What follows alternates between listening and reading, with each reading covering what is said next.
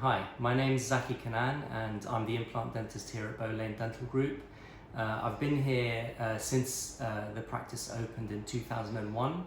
I did a master's degree in dental implants at Guy's Hospital back in 1999 to 2001, so I came here as soon as I finished, and that's mainly what I do at Bow Lane Dental. Implants are not taught at dental school, so you have to go back and study further. There are week courses and weekend courses and that sort of thing, but I decided to do a 2-year master's degree in dental implants just to really know the ins and outs of it. So I've been doing it for over 20 years now.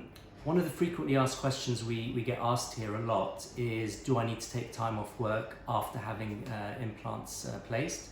The answer is no. Depends how many you're having done. Usually for 1 or 2 implants, really not necessary. You can carry on with your day that day, the next day, and following after that. If you're having multiple implants, again, not necessary to take a day off work, but you can do if you want to.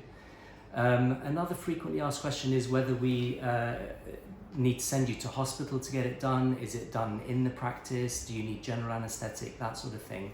And actually in over 95% of the cases, you don't need a general anesthetic at all.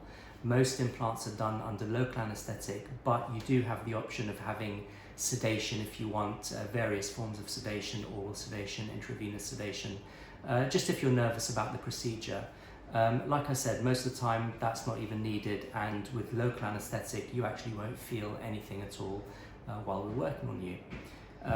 We give you a goodie bag to take home afterwards, and keeps you comfortable. We give you antibiotics if needed, painkillers, that sort of thing, mouthwashes, and that's pretty much it. It's not as bad as you think, and it's a lot more straightforward than you're led to believe.